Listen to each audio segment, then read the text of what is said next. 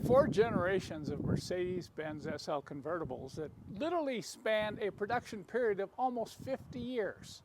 We have 4 models, 48 years, from 1963 to 2011. You know, that's pretty amazing. I don't think any other manufacturer out there has even come close to that.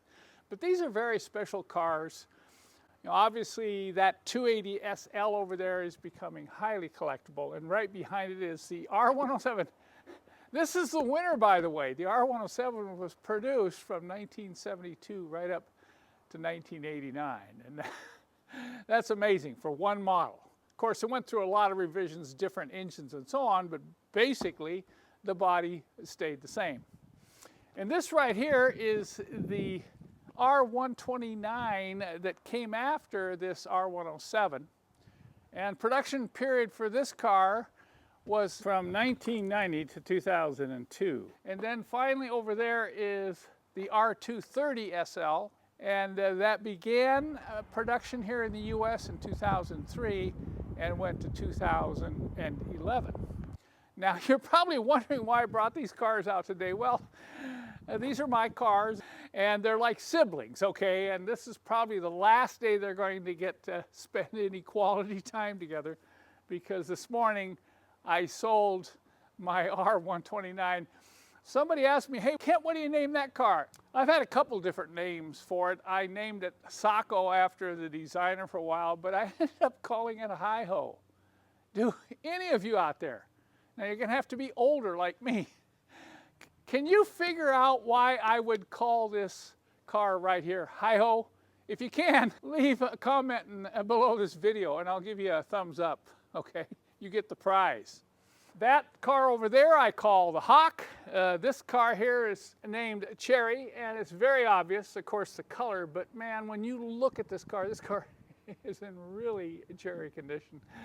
And that 280 SL over there is Happier. You've probably seen videos on Happier and on Cherry, and I've got a few videos on old Hi-Ho here, and of course a few videos on the Hawk. But we're here to celebrate the gathering of SLs and to say goodbye to Hi-Ho. It'll be leaving me on Monday. And in parting, I don't need to say a lot about these SLs. You know, there's lots of videos online about them. I'm just going to take you around and show you some comparison pictures.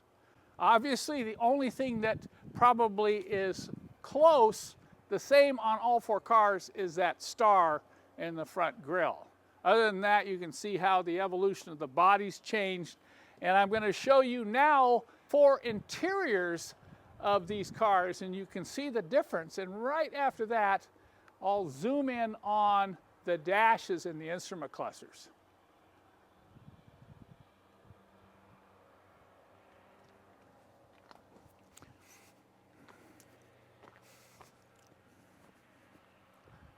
Here's something I think you'll find interesting if you've never seen a side-by-side comparison like this, and that's how the hoods function.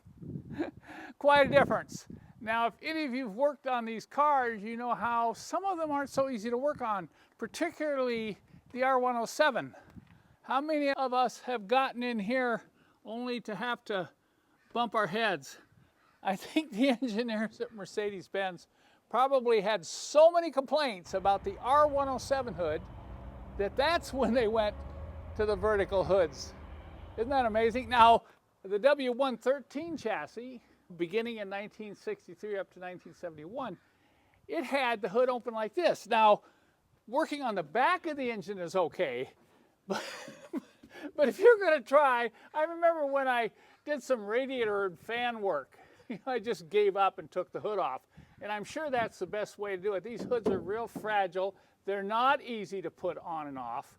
So I'm not particularly fond of the W113 hood arrangement. And right behind that, I'm not particularly fond of this one. I'm getting ready to change all the fuel injectors and just clean up everything around the whole fuel injection system right here. And I'm really contemplating just taking the hood off. Just taking the 4 bolts, dropping this pin here and putting it someplace safe. so I can literally work over here standing up. You see what I mean? I'm going to be back here like this trying to get to those rear fuel injectors. I'm not going to be very happy. But look over here. You come over to these cars, the R129 and the R230. Look at how nice it is to work on the engines. Now I want to bring the camera in and give you some close-ups of the difference of the engines in these cars. We'll first take a close look at the 280 engine in this 1970 SL.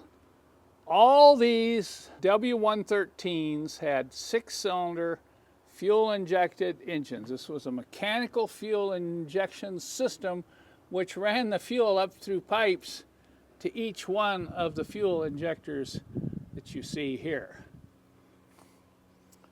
Most of the R107s came fitted with V8 engines. In fact, all of them imported into the US had V8s like you see here.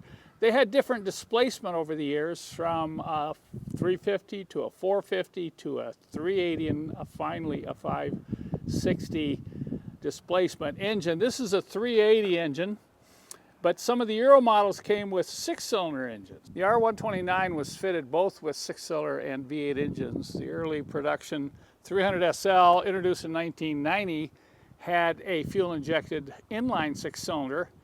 This is a 1999 model. It has the M113 engine.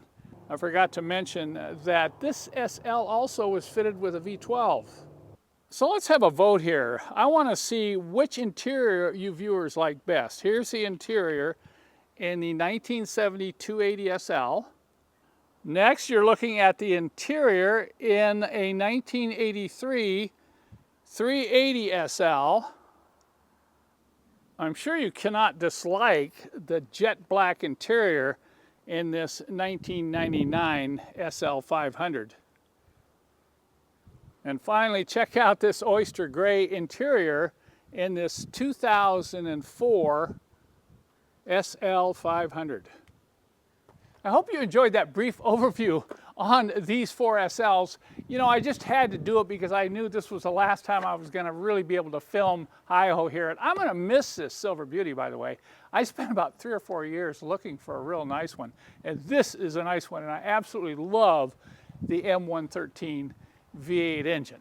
So I'm sure some of you are already thinking, so I'm going to answer this question. Hey, Kent, what's the next SL you're going to sell here? And I have to say, I don't know. You know, it kind of changes on a daily basis. Some days I want to keep them all. I don't want to sell any of them. But at my age, it's getting more